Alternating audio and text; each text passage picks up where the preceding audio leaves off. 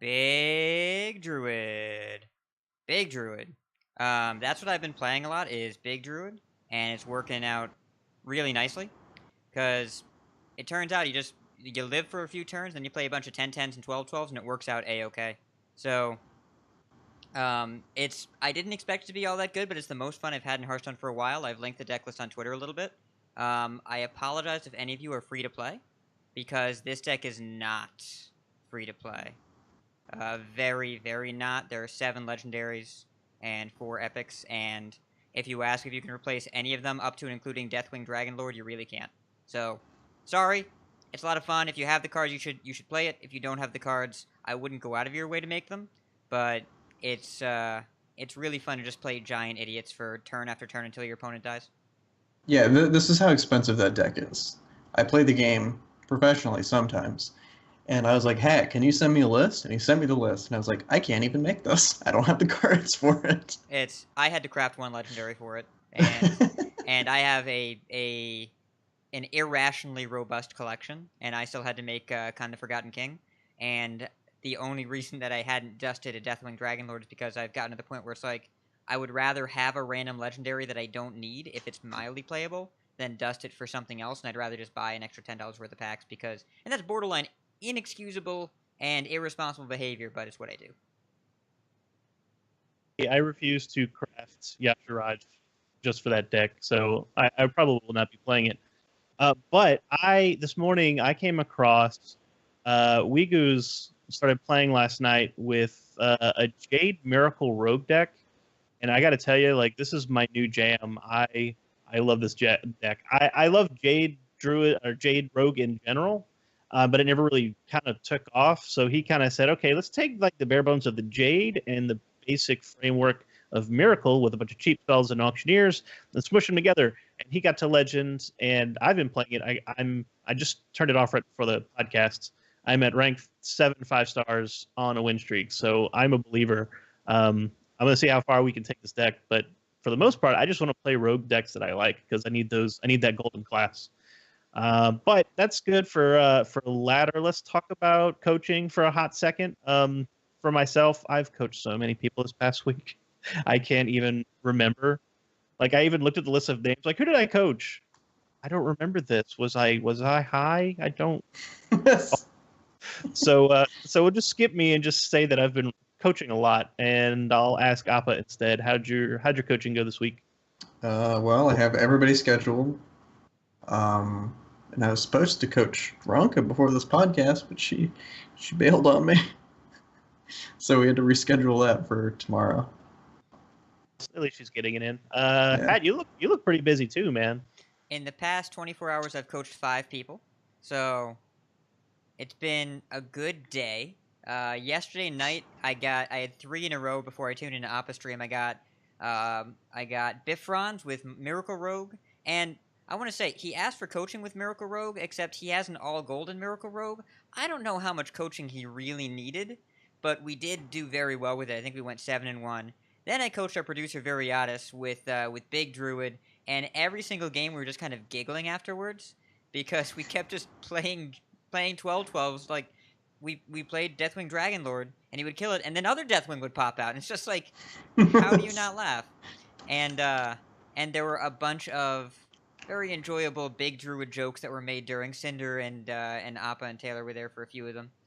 And then Coach Starlax the end of the night on a few different decks. Actually, we started with Dragon Priest, but didn't get good matchups, and then switched over to try out Aggro Paladin and Burn Mage. He's a very strong player already, so he didn't need a lot of help. And then today I got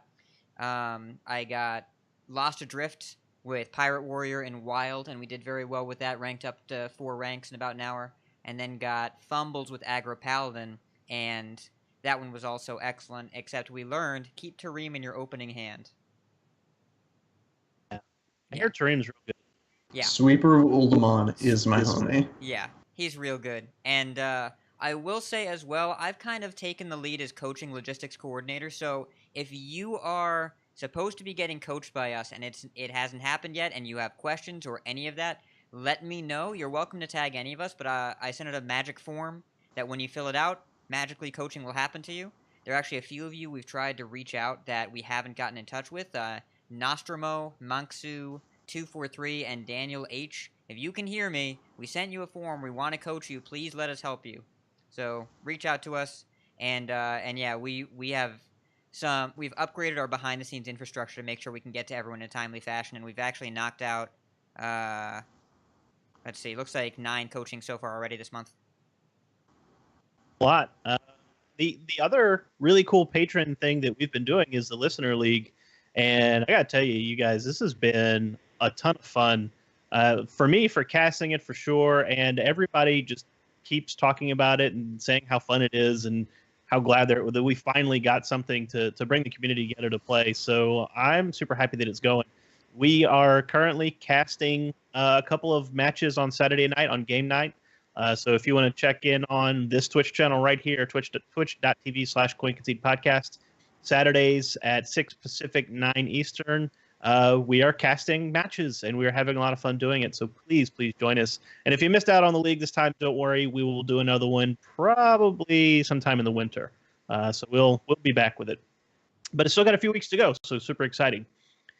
Big thank yous go out to Nicholas W. and Benny K. for their pledges this week. My goodness, we are unbelievably humbled by all the support we have been getting, and it just keeps on coming in.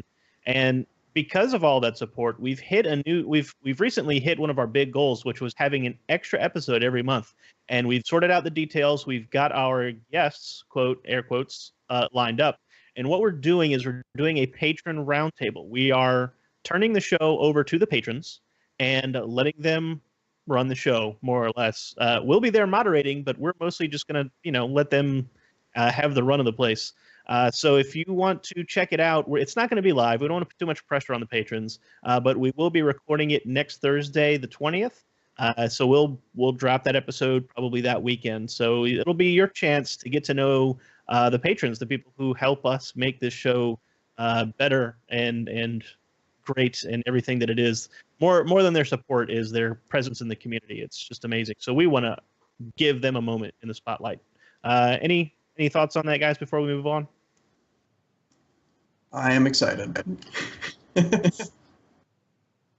Yeah, it's the volume of patrons and the really, not even the volume, but the interactivity and the connection with the community the patrons have had, along with everyone else as well. But these are some of the driving forces in what make this community the way it is, and we kind of have etched out our micro community in the Hearthstone universe, and it's one of the most positive places I think that we can all talk to each other and connect without fear of salt or retribution. And there's it's great. There's even awesome. a safe haven for puns. There's a safe haven for puns, and so Cinder can stay out of there. Our Discord has everything from Hearthstone to animal pictures to puns. Yeah. We got a little bit of everything for everyone, so really excited for this. And if you were not on this patron roundtable, don't worry, we're gonna do this every month, so there will be opportunity for everyone to be represented. But we can't do, unfortunately, we couldn't do just like one patron per episode because it would take 4 years to actually do that. So we're gonna try to like pile in as many as we can at a time. So we're gonna every month we'll cycle in 3 or 4 or 5 new people and produce some episodes. Great. All right. Let's go over to Gadget Zan and hear what's going on this past week in Hearthstone.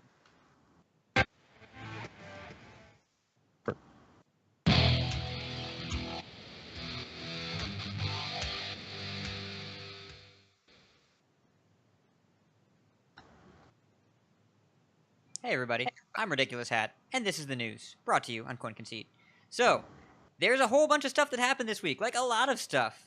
And if you didn't hear, by the way, there's a new expansion. Cinder, do we have a soundbite for that? Yay! We're all very excited. So, the new expansion, Knights of the Frozen Throne. You should definitely check out the video revealing this. This is a return to the Whispers of the Old God style, very lore heavy, and kind of a darker theme. This isn't even like Disney evil. This is legitimately like not nice things. I think that's a good way of putting it. Like Whispers of the Old Gods, it felt like Disney evil, but this is more like, yes. And Taylor raised a good point in the chat. We have determined It takes place in the frozen wastes of Northrend. Cold Stone is coming to a game near you. Man, kill me with this. Okay. So, well, it turns out if you want to be dead, this is a good expansion for that because the marquee feature is the Death Knight Hero, where there's a new type of card called Hero Cards. It replaces your hero, Jiraxa style, except it's a new card type. It's not a creature or a minion. It's not going to be vulnerable to things like Repentance or Sacrificial Pact. It's a new card type, so it has no other weirdo interactions. They all give you 5 armor when played. They all cost different amounts. Some of them have strong battle cries, like the Hunter one that was revealed deals 2 damage to all enemy minions, and it changes your hero power in a really dramatic way. The one for Rexar, which they revealed, it's Build-A-Beast, and so the hero power lets you stitch together 2 different zombeasts, one of which has text of some sort, the other one has some kind of keyword ability or is vanilla, and the card combines their mana cost, combines their powers, combines their healths, and combines their abilities together into a card that you must cast from your hand. So it generates an extra card a turn that's going to be high-powered. It's pretty cool. So, pre-purchase available now. $50, 50 packs. Remember, your packs will go a little bit further this time because there is the new legend restriction, where if you own a legendary and you keep opening packs, you will not open another copy of that legendary again, and you are guaranteed in the first 10 packs to open a legendary. In addition to that, there are free missions. These are the old adventure content, but now it's free with the expansion. The first one, the prologue, will give you one of the 9 Death Knight cards. So you are guaranteed to get one of those for free when you play, and that's a legendary. So that's pretty cool. They're going to give that away right when you start. There's going to be 3 different wings. They'll be revealed 1 week at a time. 2 of the wings have 6 bosses. The third wing has the Lich King, which is actually 9 different battles based on your class. It's the cards that the bosses will play will be generally collectible cards. They'll be the same ones as in the expansion. And there is a special surprise if you beat the Lich King with all 9 classes. So there's a lot of content here. There's also been some data mine stuff about free arena runs and card packs that'll be given away. And there's so much goodness here. It seems like Blizzard has really paid attention to the free-to-play concerns, and they're changing the nature of the game a little bit to make it easier to get some stuff without doing as much. Man, like just the adventure, the single player content being given away for free, that's such an important step because they've decided to make the transition to the rotation model, which requires, at least 3 expansions a year to really work. So, but they didn't want to totally shut the door on the single player content because people really did enjoy that stuff. And the fact that they're keeping it in the game and just giving it away and giving you rewards for it regardless, that's a classy move, I think. Yeah, there's not really downside here to there's mild financial downside to Blizzard on the upfront investment if people are getting things they would have otherwise paid for, but there's massive financial gain if by doing this they keep people in this system for even one more expansion. They're defraying their individual margin a little bit, but they're gaining a lot more back in player goodwill, which I think is totally worth it. So props to them for making all these decisions that really just make it easier to build a competitive collection. Yeah, Hearthstone is moving in a really good direction. Blizzard's paying attention to the stuff that works, that people like. They're also shying away from the things that people don't like. So I've just like seeing all this good stuff that they're doing is really good for the health of the game. And we have intention. Appa works for Hearthstone Top Decks now, so we can't consistently do the not review revealed cards thing. So I want to make sure that y'all know card reviews are coming when we get bigger batches to look at. Previews start July 24th. I would expect some shows after that will digest and review some cards that we've had some time to marinate on. I'm sorry, I won't have any more volcano reactions. Yeah.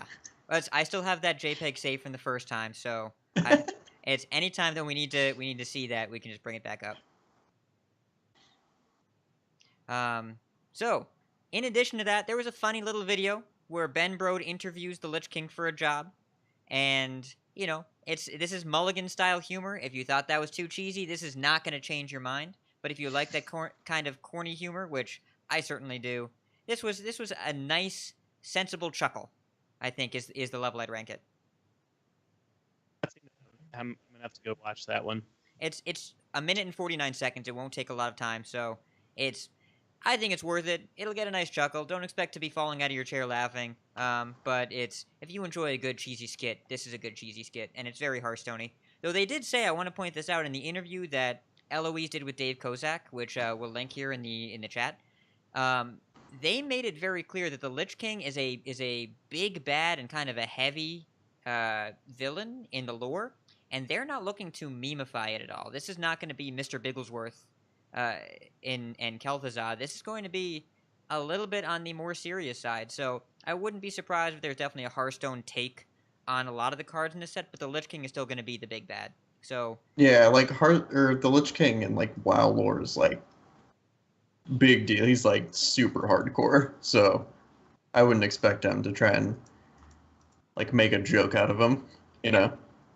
Like the whole the fall of Arthas, the shining light of the Silver Hand, being tempted by the Lich King and becoming basically the Lord of the Undead in Northrend is kind of a big deal. Like it's not something you can put a fun spin on, really. It's pretty deep stuff.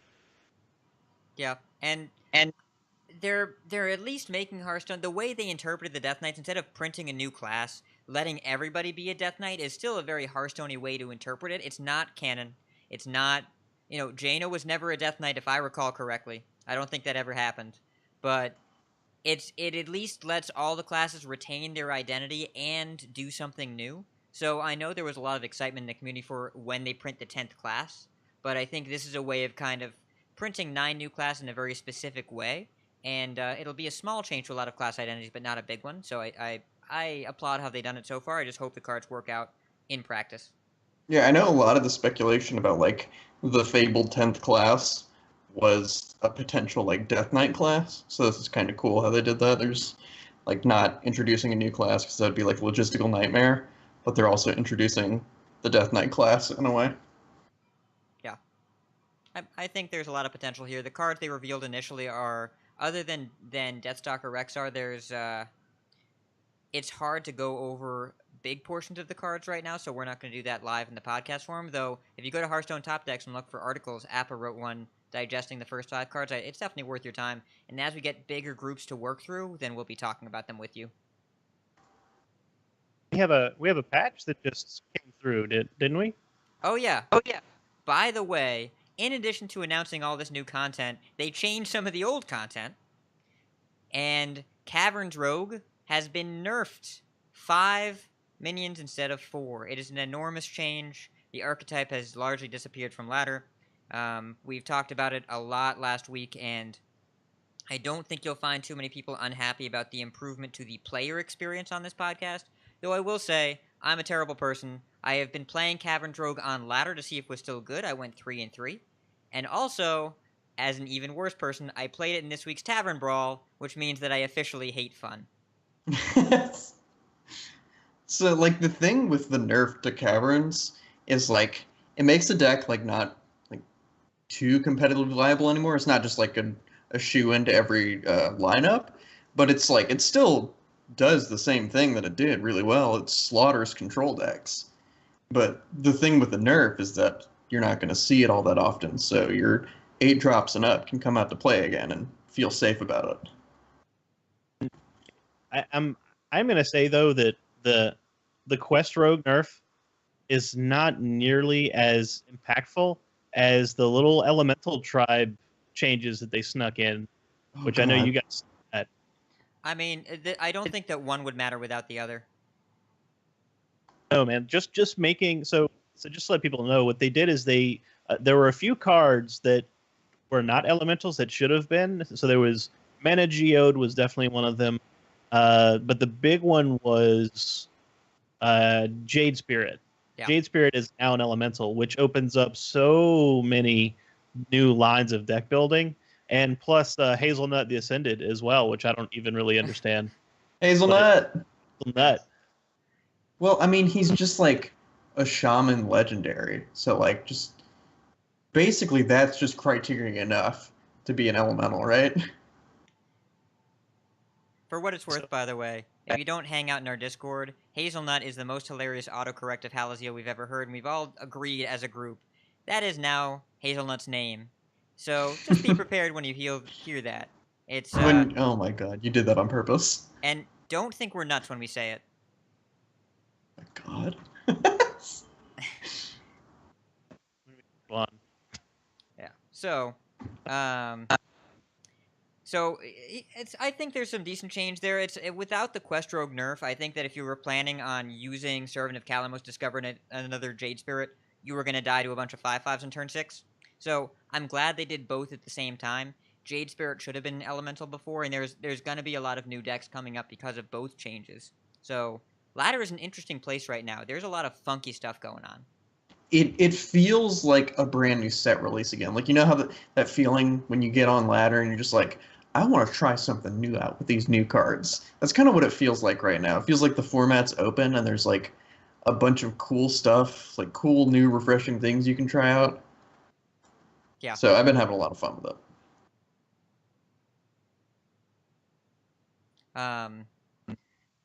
And in addition to that, they did announce some arena changes. Now, the only one they actually made, there's a big announcement. There's two important things here. First of all, they released a ton of information about arena drop rates. This is not a change, but it's public now. And it's really, really interesting if you're data-driven, and it can really be used to influence arena drafting models about how often you see neutrals or spells or weapons or so on and so forth. But they did make one change that's really, really important. Vicious Fledgling dropped by appearance rate by 50%.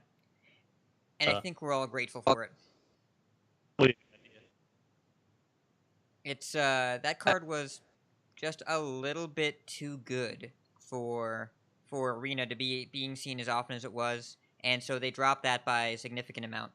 Now a lot of the other cards they announced, there are a lot of cards they said are currently not in Arena. I don't believe that's new information. I believe that these are all cards that were already pulled from Arena. Let me take a look. Yeah. So all of these are the cards that were either their quests, their Cthulhu cards, or they're cards that were already pulled from Arena in the last balance update. So these are not new changes. They're just public now. So make sure that if you read this, you don't think, oh my goodness, they pulled 30 cards from Arena. This is the same. So it's still really interesting information. I definitely check it out if you haven't read it already. And they did data mine also a couple new card backs. Frostmourne and Hearths of Moors, which sounds nice on a cold day.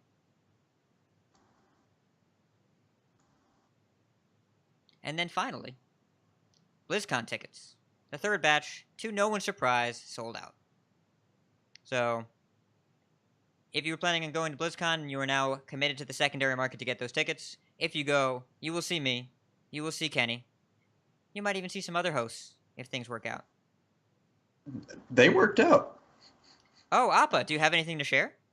I will indeed be attending BlizzCon with Hat and Kenny and anybody else who will be there. So that's gonna be sweet, because I got early BlizzCon tickets for my birthday. So Yes.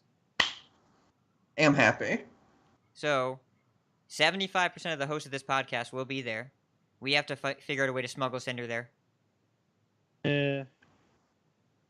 Don't know. Yeah, we'll figure it out. But if you want to, we're going to position for Meteor, so any group pictures you see, I'll be in the middle and Appa and Kenny will be in the outside, so just be aware of that. That's the best way to do it. Make sure that the most damage gets landed on your head. That's the objective. And if Cora is here as well, she can also be in the middle, because Cora and I are probably about the same height. She might be taller. I don't know. I've never met you in person, but I suspect she's taller than you are. Yeah, I'm probably about Noxus sized. Oh my gosh. Taller than Noxious. Yeah. Think. Don't quote me on that. I won't. Let me Okay. just message Cora right here. Cinder said that you are taller than Noxus. Okay. And that's all we have for the news. Only some brand new content, changing of old content, and selling new tickets. Do we have anything else to add, gentlemen? Not really. Okay. Should we talk about tournaments? Cinder, you want to talk about Talk some about- tournaments, buddy?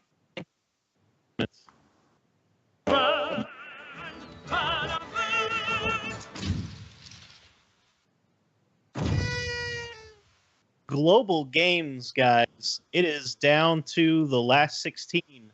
Round of 16 started this week, and Cora started the casting, which we were super happy about.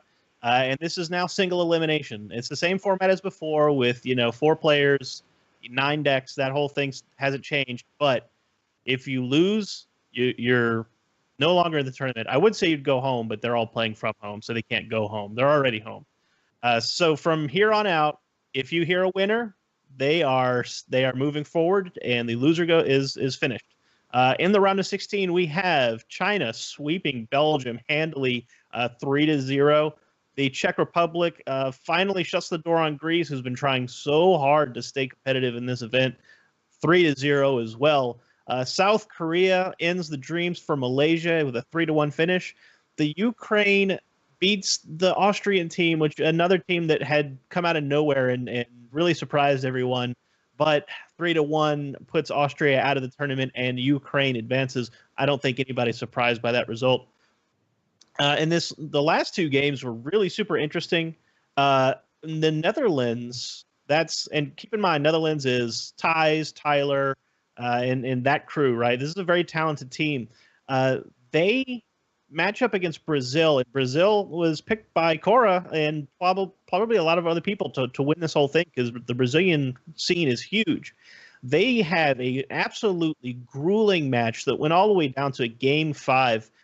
Ties is piloting a control paladin against Jade Druid, and Jade Druid normally just steps all over that paladin deck. And it was down to the last cards of the deck. Brazil was basically on a Jade Idol loop, and they were up to 18-18. And Ties was doing everything in his power to stay alive at just like 8 health, just drop a tiny taunt and hope that's enough. And, and trying to live off the top of the deck. They get in the bottom 3 cards, there's 2 Stonehill Defenders. The first one generates nothing good. I think they got a Mogushan Warden out of it. The second one, Tareem, pops up, and suddenly the Netherlands has a board, and it allows them to equalize those huge Jade Druids and puts enough taunts in the way to let the Netherlands push damage over 2 turns, and they end up winning the series 3-2. It was an amazing match. It's worth watching. And then the other one, Mexico versus Italy. Mexico opened this up. I think they were a bit nervous. They made some very questionable plays, ended up finding themselves 0-2 on the verge of elimination, but they rallied and ended up reverse sweeping the set against the Italian team, which was one of like the top 3 teams in the first group stage. Mexico defeats Italy 3-2, and they move on. Mexico, the dream is alive for this come out of nowhere team, this dark horse that I think almost everyone who's been watching HGG is totally behind Mexico now. They have such a great, talented team, and then one of the happiest teams that I've watched. Like when they win, they just have a party. Like it's fantastic. There's 2 more matches to go though, and they will be played tomorrow. So by the time this episode drops, these 2 matches will already be finished, but we don't know what the score is yet. But it's the United States versus Taiwan and Canada versus New Zealand. That's gonna be a fight right there. Canada and New Zealand. Can't wait to watch those.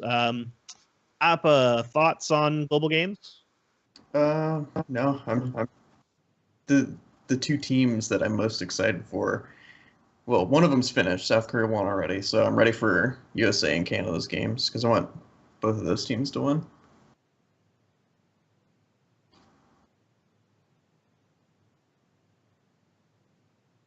Where's Hat?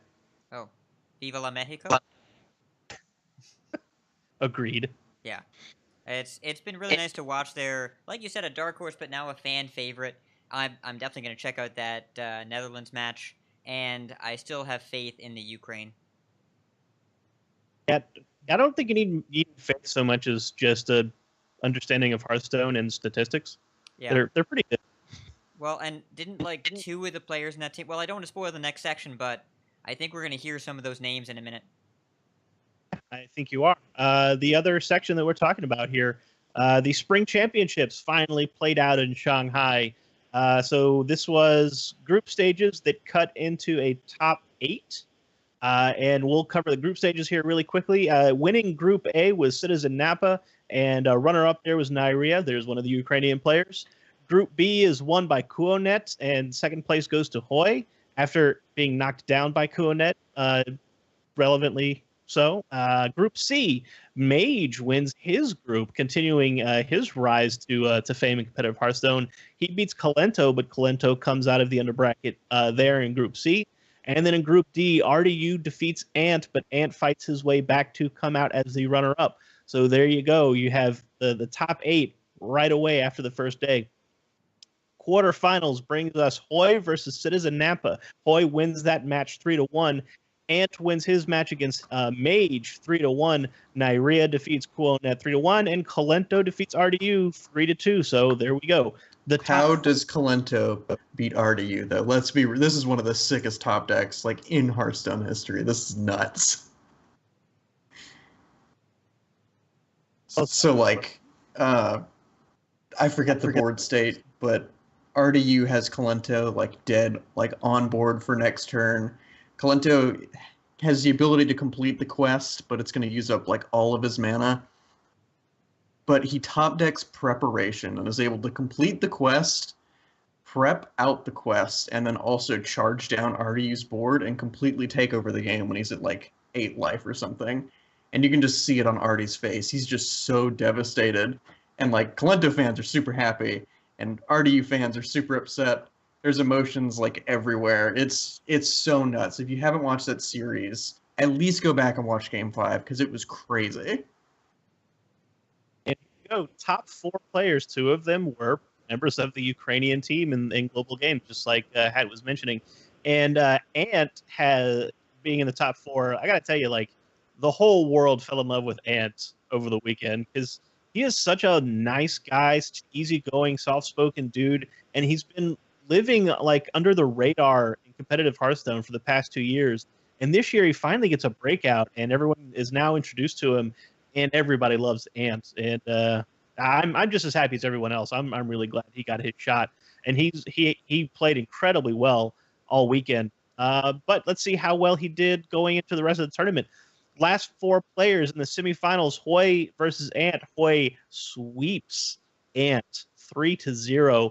Kalento and Nyria, though, the Ukrainian players have the match off to get into the final match. They have quite a match themselves and go to 3-2. They go to 5 games. Kalento wins that one 3-2. And the final comes to Hoi versus Kalento. Kalento looking so strong coming in, but if you go back and look at the game records here, Hoi's record throughout this tournament was really, really, really good. Like he was the underbracket winner in Group B, but ever since the final bracket, his game record was 9-1. Like, seems absolutely unbeatable, and he sweeps Kalento 3-0.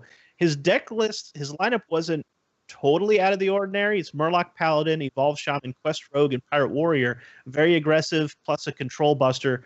But each one of those decks has some very interesting tech choices in it. And if we have the links in the show notes, if you want to check those out and see how some of those unusual choices, especially in the Pirate Warrior and the Murloc Paladin, definitely worth studying to kind of see the difference between a ladder deck and a specialized targeted tournament deck. Because there's some choices you would not do on ladder, like double Spellbreaker and Pirate Warrior. You don't do that on ladder. That's not a good idea. But in a tournament setting, it can definitely work. And also a little bit of drama perhaps coming out of the HCT. You might have noticed that I didn't list any Chinese player names in any of those winning results. That's because they didn't do very well.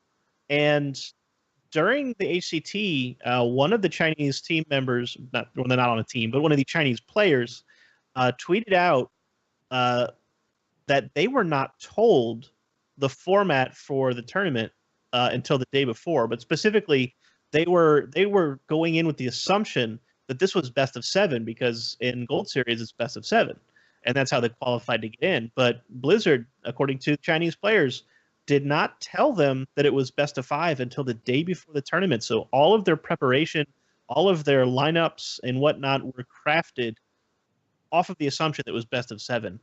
So they blame partially some of their bad performance on that bad information according to them. No response from Blizzard that I know of, but that definitely caused a tizzy on Twitter. We hate to see that, but we definitely want to have resolution on that. We don't want to see the tournament marred by anything like that.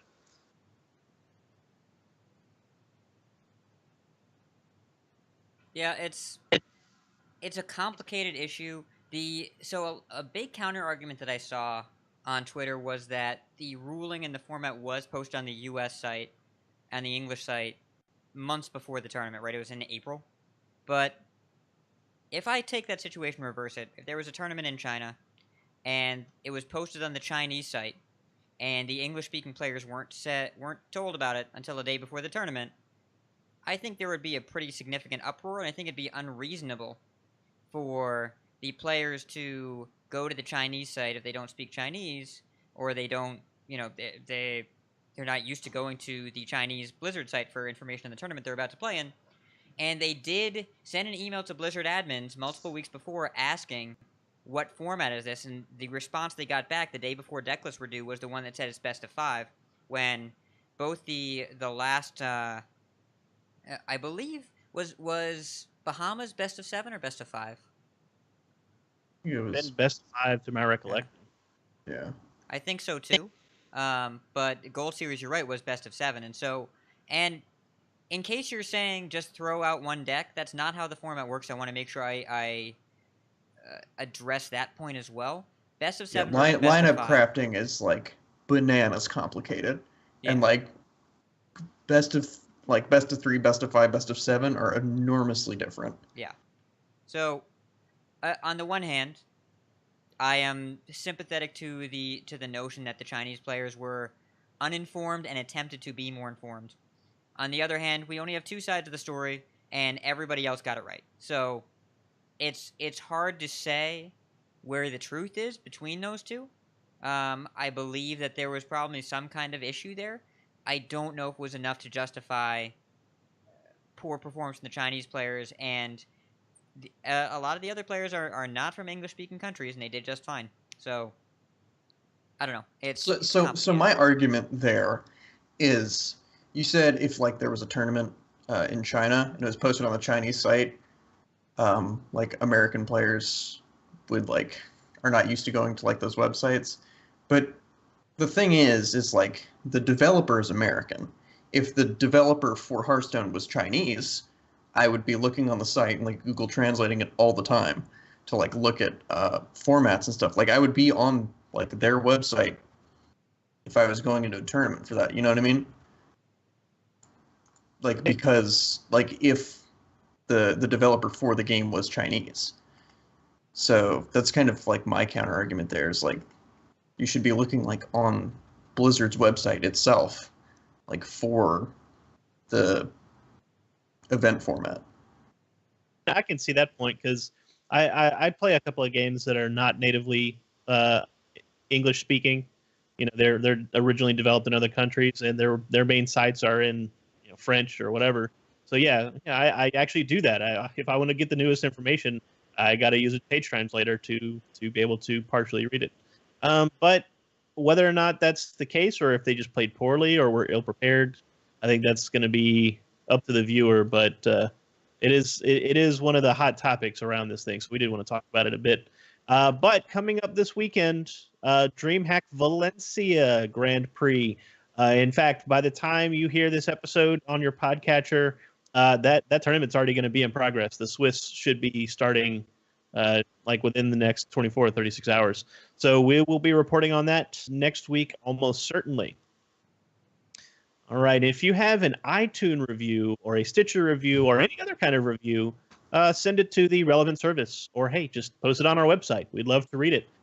We take all commentary, positive or negative, and we will read it on the show. In fact, if I get a legitimate negative review, I want to read it because I want to. We've read them before. They've mostly been about me, but we've read them before on the show. It's like, man, who's this new guy? So salty. No, he's fine. He just had we mix it up a little bit. But so yeah, like leave a review on iTunes, Stitcher, our website, or even your own website. Yes, Torlin did that. I think he kind of he that was the magnum opus of podcast reviews. I don't think anybody wants to review after seeing his. But no. Just hit the 5 stars, say great podcast, or however many stars you think we deserve. We like to have that kind of stuff flowing in. Plus, it helps other people find the podcast. So, with all that being packaged, put away, and stored in the bin, let's move on to Dexplanations.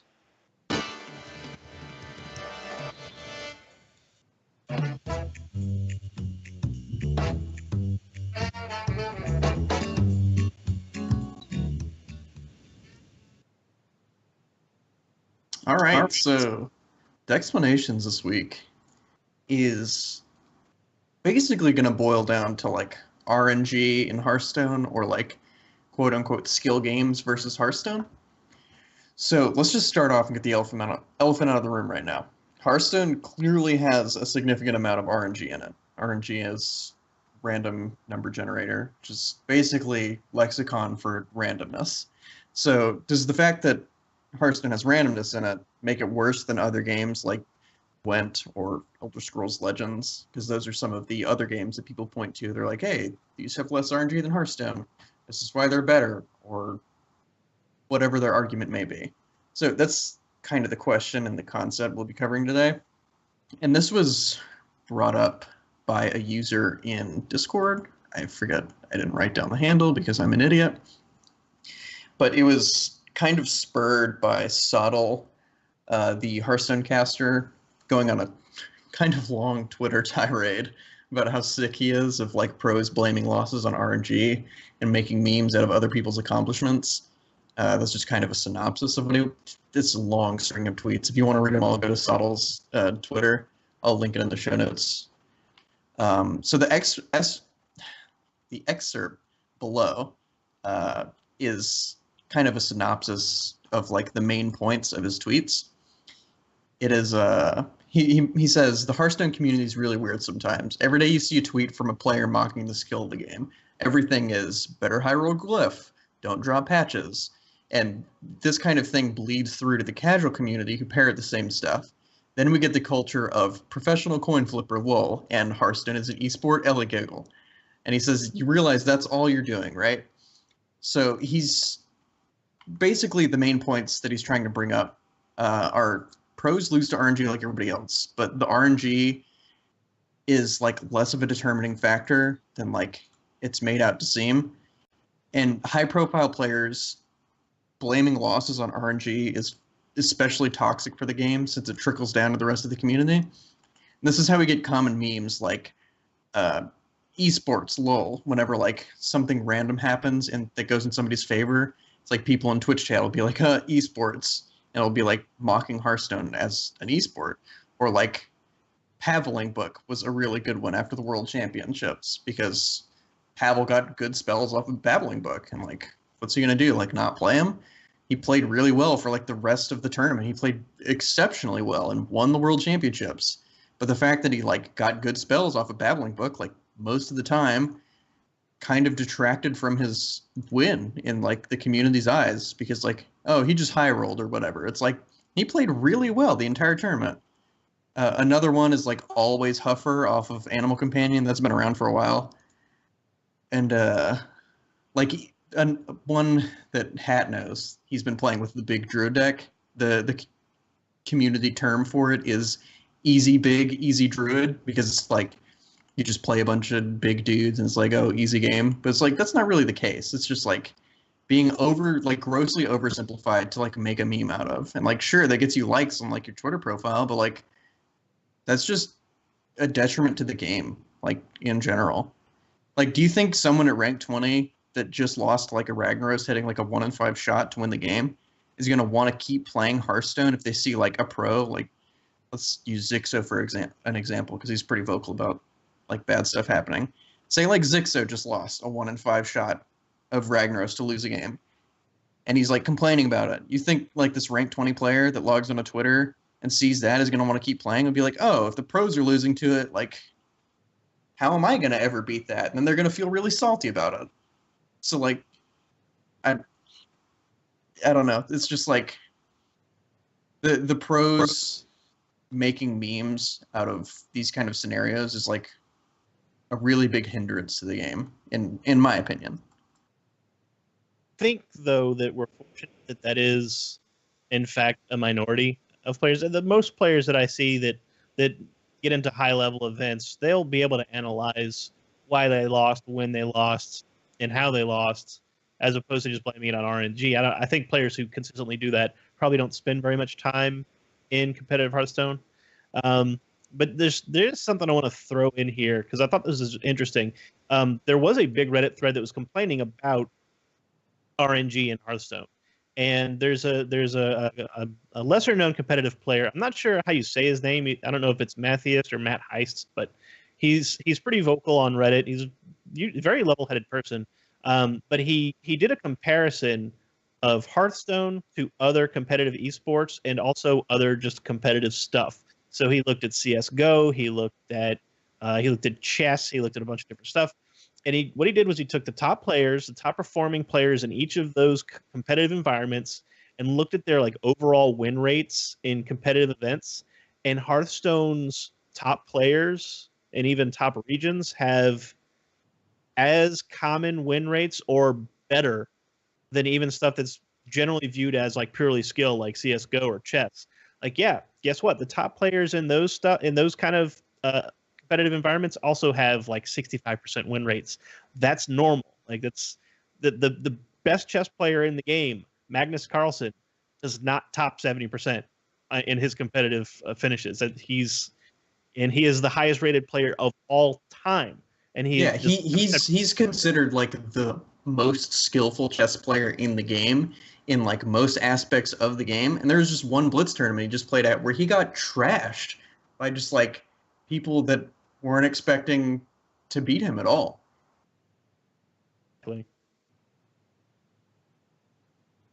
And this is a really, really big, complicated issue. A really big, complicated issue. And I've talked about the human nature part of Hearthstone on like 6 different podcasts, I think. Like, I can't shut up about it because there's so much to go into here. And a lot of it is human nature basing their success on results, on their esteem on results, on what I have accomplished is what I am worth.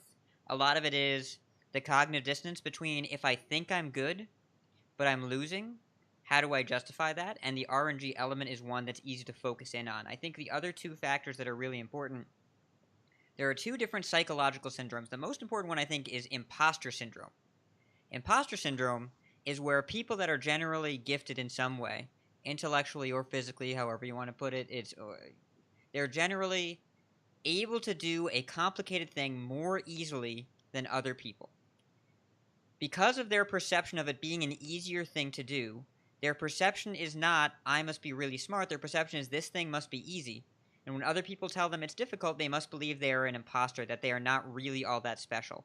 And this is the sort of thing that, if someone is skilled, this is really common in programmer circles, really, really common in engineering, in highly skilled tasks where you generally hire from the top of the population in terms of intelligence and in terms of education, where they have this belief of if anyone knew how easy this was, I'd be out of a job, but it's not easy for everybody else. And you look at your top Hearthstone players, people like Tides of Time, people that come into the game and immediately come into the top and leave at the top and go to another game and come at the top. People like Life Coach that he went to Gwent because he won the first Gwent Pro Tour equivalent. He came into the game, said I want to be good at this, and then he was immediately good at it. Those players are the ones that are not going to be able to identify in a lot of ways how good they are and how hard what they're doing is to do. And so if they're unable to identify how hard the game is, and they say, I win a lot, I must be getting lucky, lull Hearthstone. On the other side of things is Dunning-Kruger syndrome, which is where people that have a more difficult time doing things that are, if they are below the curve, if they have a more difficult time doing things than the average member of the population, they must believe that what they're doing is harder than what other people think. And then that means if they have a harder time getting somewhere and they work really hard at something and then they get punished in a game because of RNG, they're going to blame the game, not blame themselves, not be able to identify where the mistake was made. And if they're unable to identify the mistake and they are able to identify a Firelands portal roll, that's where their blame in the game is going to go. There's so many psychological factors at work here that it's really hard to boil down into an easy answer. I think a lot of it is the RNG in Hearthstone is like tangible and very visible, like what you said with like Firelands portal rolls. Like if you Firelands portal into Earth Elemental, it's like it's right there. It's in your face. You can see that 7/8 with on that they just got. And that feels awful. So you're gonna remember that. And it's not easy to see that mistake you made in the mulligan where you kept this 3-drop when you weren't on the coin and you shouldn't have or something. But it's easy to see that Earth Elemental. So I think that could be a lot of where this comes from, is like it's very easy to see these things and kind of point to them if they can't see any mistake they made on the surface, because to really dig deep like into your flaws as a player, you have to peel an onion. You have to like remove layers and layers of your gameplay to like get to like the true fundamental flaws that you have. Just something I do in my coaching a lot is like I don't force them, but I ask them to play a few games without me saying anything, just voice their thought process, and it gives me a lot of insight into like what their flaws are like at a fundamental level. And that's kind of what we get to. And that's really hard to do on your own. So it's really easy to point to things that are just in your face and on the screen. Or like if you see Flame Strike and it says created by a babbling book, you're just like, oh great, I lost because of babbling book. It's like maybe, but maybe there was something else you could have done. There's kind of an analogy that Appa wanted to make. He asked me to frame this, and I'm going to do it like this. If you think of the one game that you can think of that has no randomness, none, zero random factors, you're thinking chess, right? It's deterministic, right? There's no dice rolling, there's no card flipping, but there is in essence an unknown element to chess that makes up a huge factor when determining competitive skill. So let's do a little. I'm gonna give you guys a rapid fire question, okay? So you both know how chess basically works, right? Yeah. I know Appa does. Okay, Hat. Okay, so tell me how many game states you can have, how many positions you can have after each player has moved one piece, the very first move in the game. How many different positions can there be, Appa? I don't actually know. Just throw it out there. 1,000. Okay, how about you? What do you think? So, thinking through this, you can move 8 pieces in the first row and 2 in the second, the knights. So it has to be 10 pieces per player. So it's what, 10 times 10 is 100? Right track.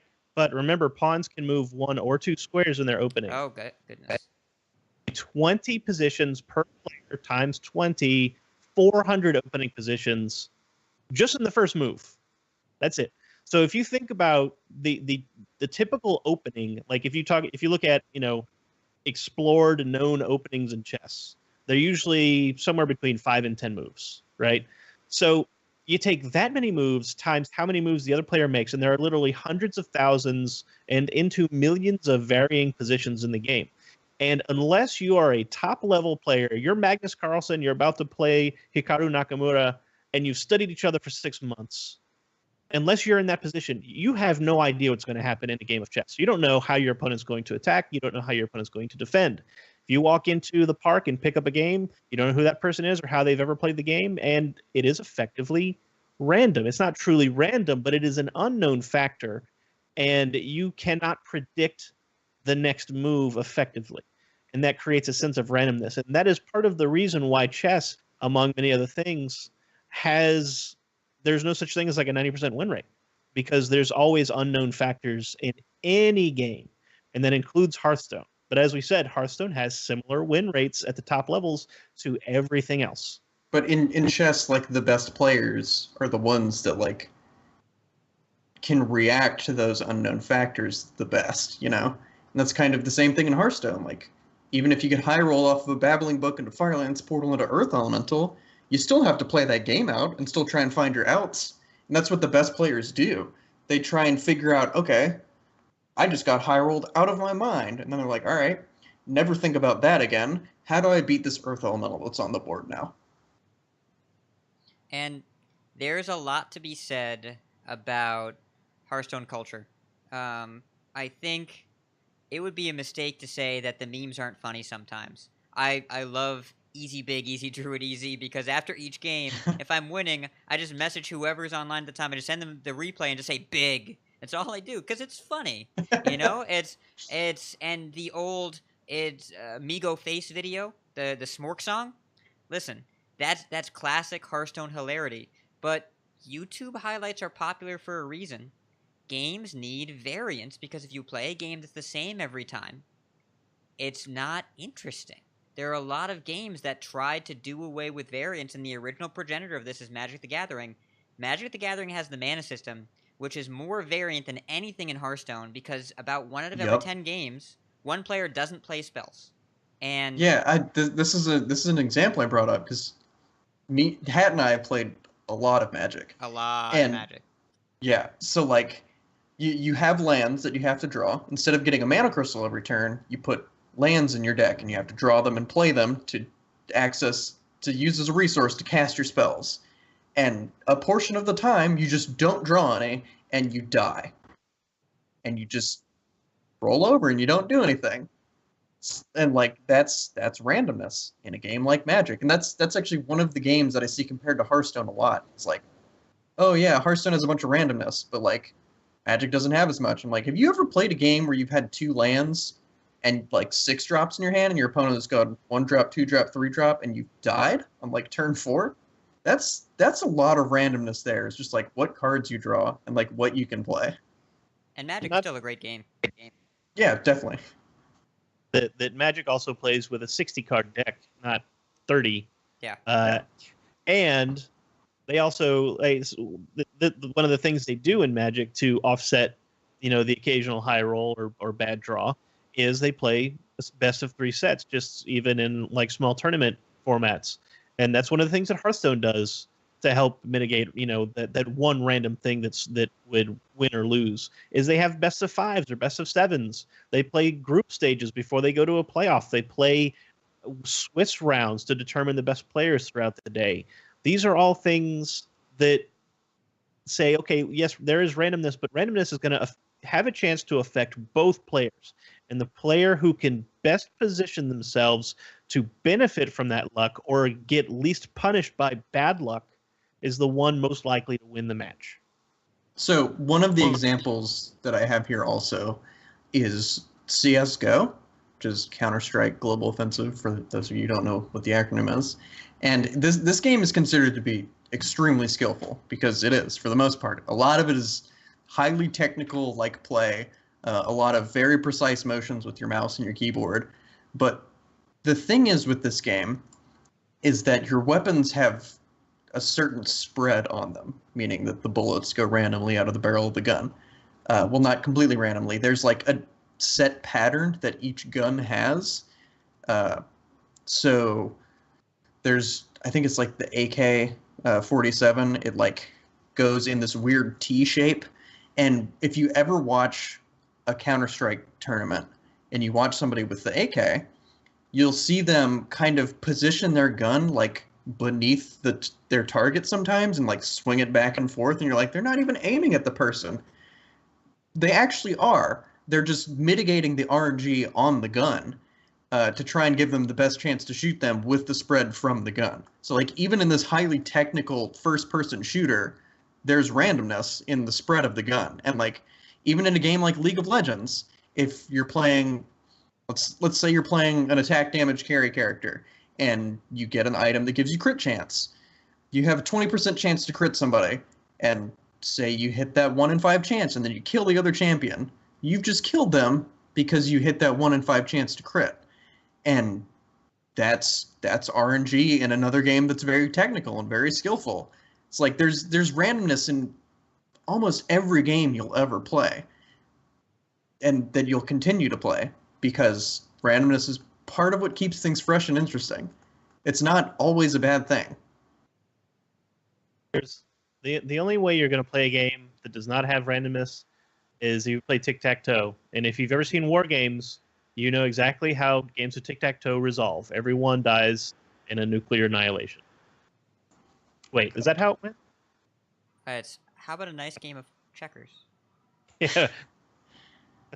Um, Well, I'm aging myself once again with a reference. War Games came out in 1983, and I saw it oh, when I've it came never out. actually seen War I Games. I I was sub alive. Um, and a lot of what here's a point that may be too real for this podcast. I'm going to say it anyways. Hearthstone culture is fun, even if we're talking about the small, unpleasant corner of the pro community. YouTube highlights are fun. Seeing what people roll, there's a reason there's crowd noise at the HCTs. But if you are playing Hearthstone a lot and you are fixating on the randomness and you don't enjoy the game, you just play it because you're used to playing it, it doesn't have to be the game you keep playing or keep playing as much. There are many alternatives. There are many different choices, and playing multiple games, by the way, is probably healthier for your mindset, for your self-esteem, for your existence. It's really important to determine how much do I want to invest in Hearthstone and how much can I mentally, physically, psychologically enjoy the game.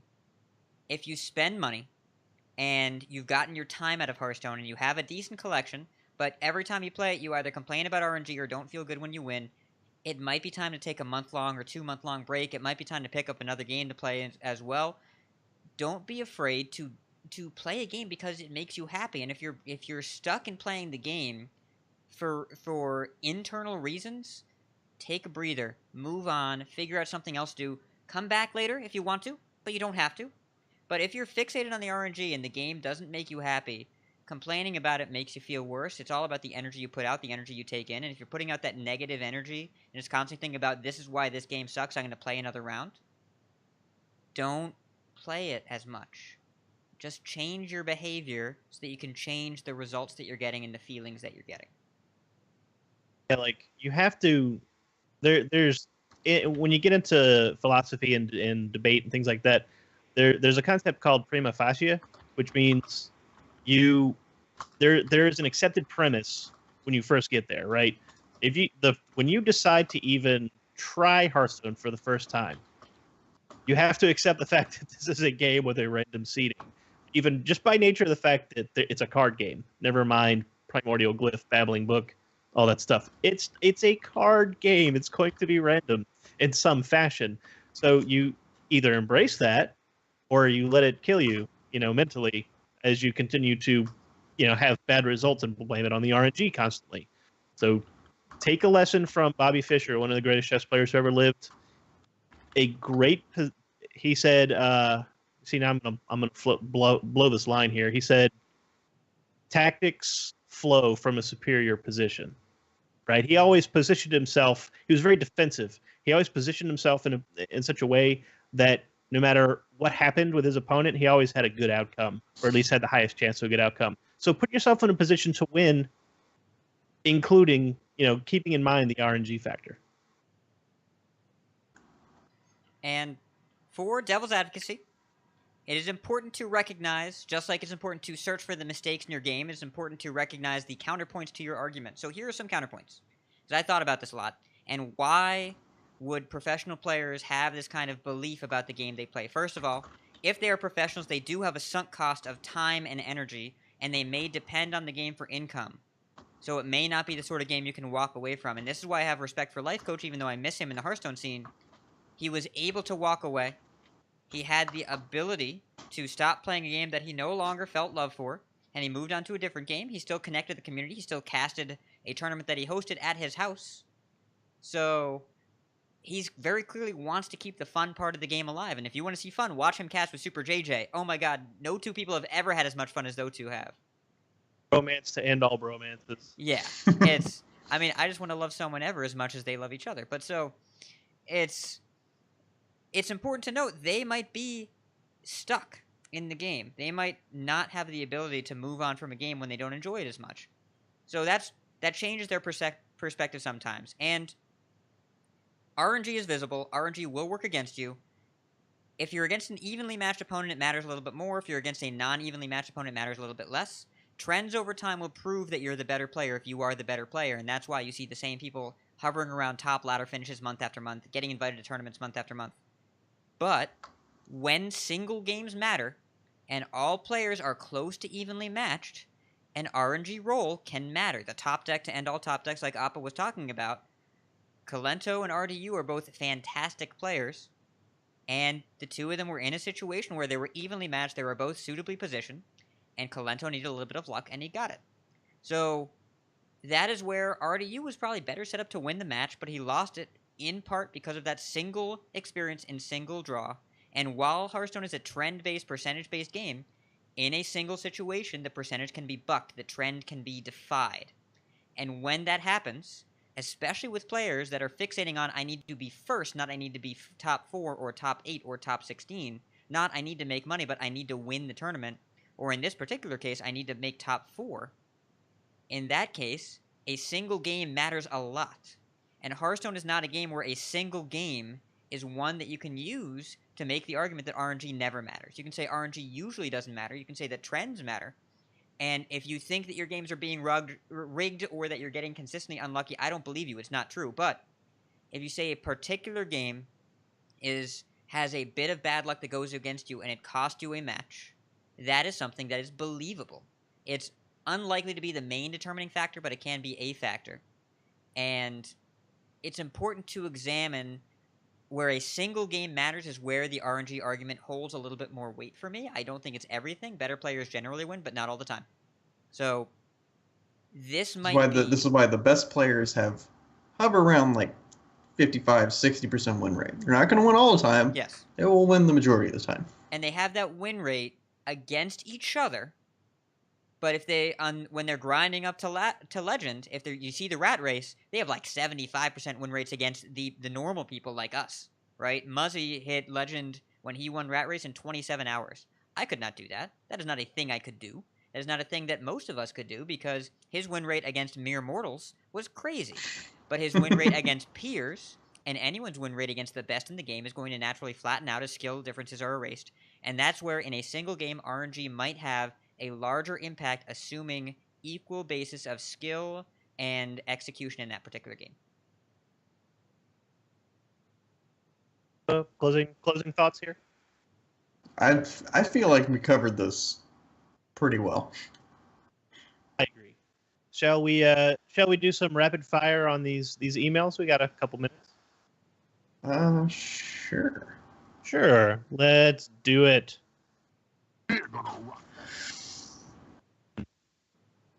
Rock the foundations of the world, baby! All right, so we'll do this rapid fire. I'll read these off and just take 30 seconds to reply. Silence asks, if there was a podcast about user-created cards and how they could fit into the meta or how it could work with archetypes, would anyone listen? Appa, would anyone listen to a podcast about custom-created cards? I have no idea, because I'm not in that community. I'm sure there would be at least a small subsection of the Hearthstone Reddit that would, so I'm sure you'd have a small audience at least. So if that's something you're looking to do, go for it. Like, podcasts should be about having fun anyways. Would anyone listen to that podcast? The way to make yourself an audience is do something that nobody else is doing, and nobody else is doing this. There are custom card contests on Facebook groups and Hearthstone and all that.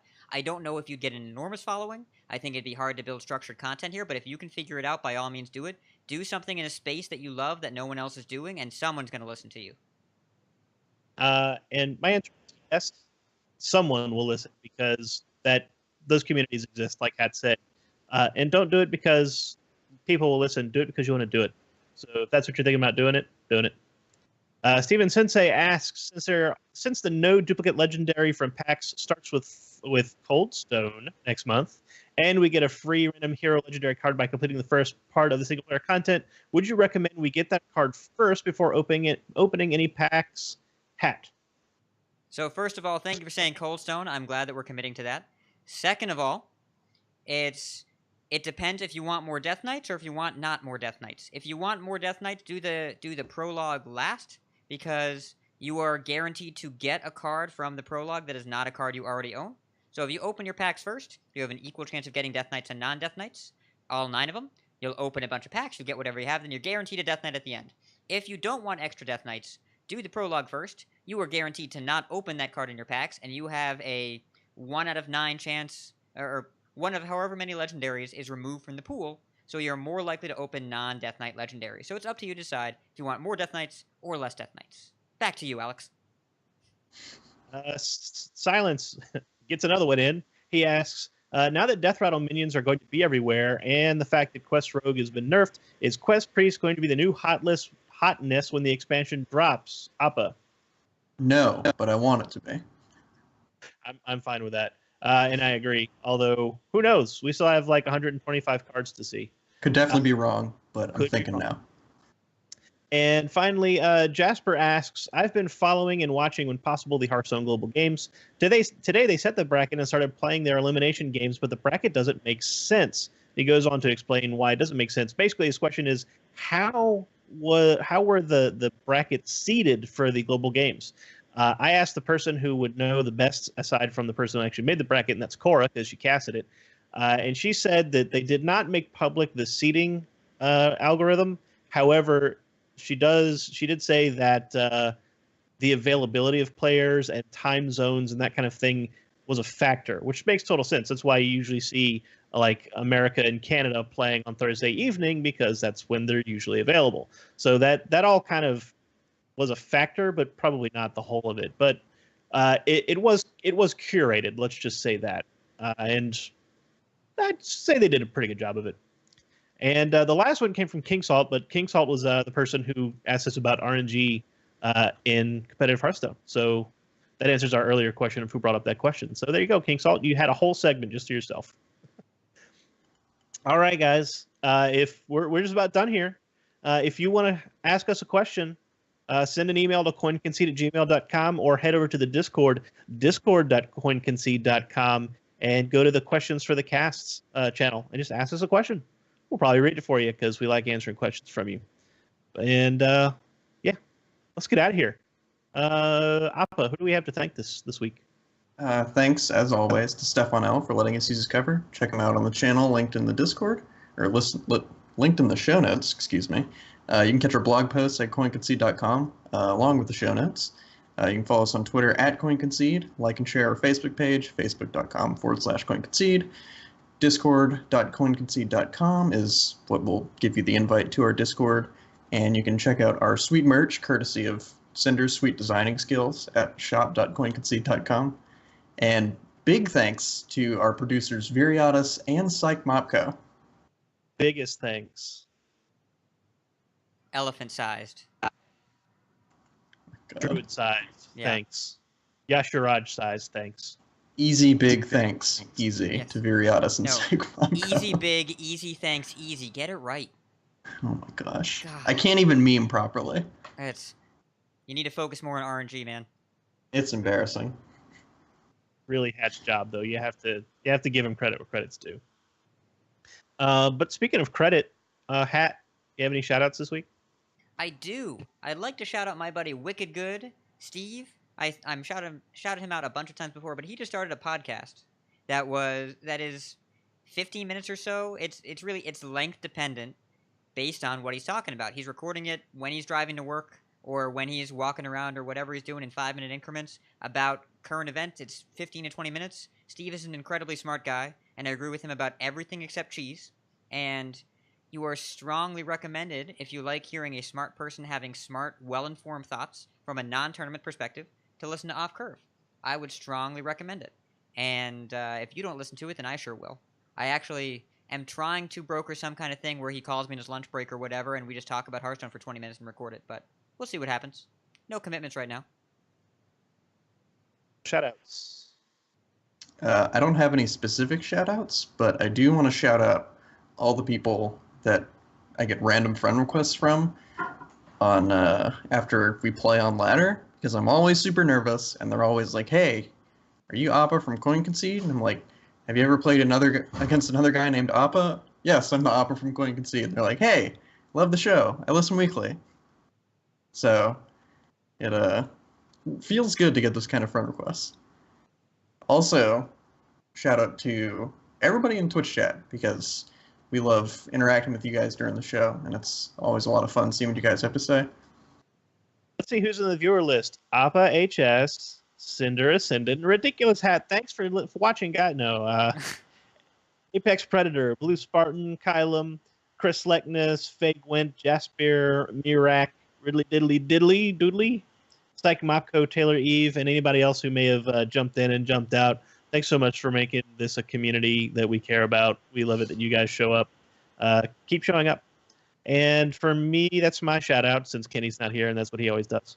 So we're going to roll out. But before we do, tell us, Hat, where can we find you?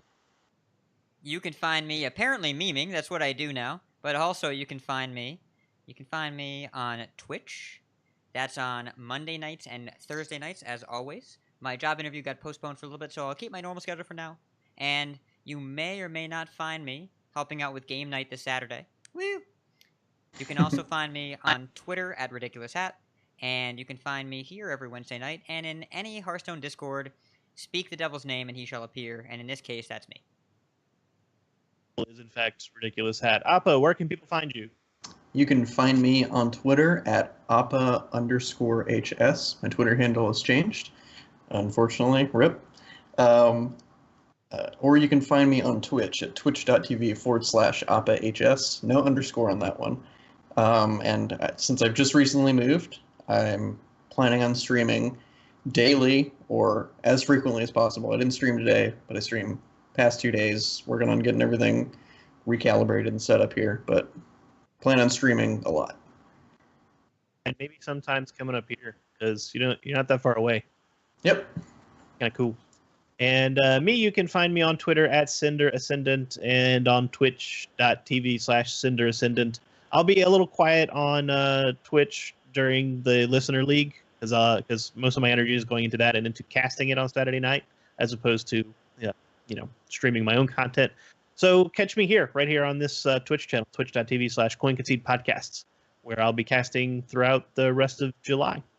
And you know what? I noticed in this most recent patch, guys, the Hearthstone mobile client on Android no longer silences the other audio on your phone, so you can listen to your music or wait, seriously? Whatever. Yes. Oh, that's so that. good.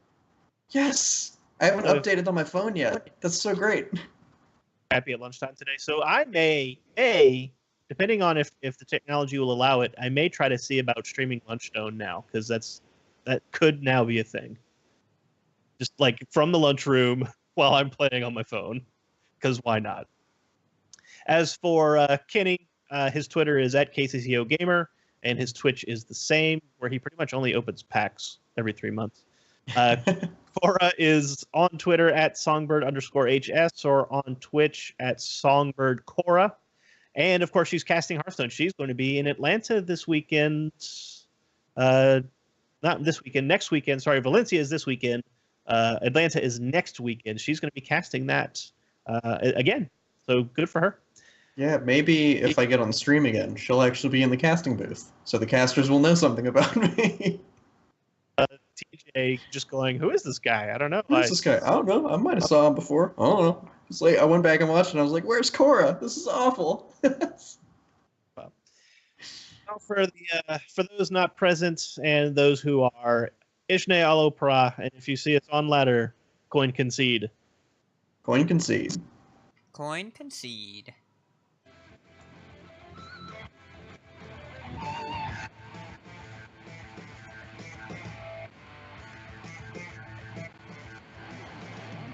You have I choose death. I concede. You win this time. Well fought. I concede. You win this one, friend. The victory is yours. Oh, yes.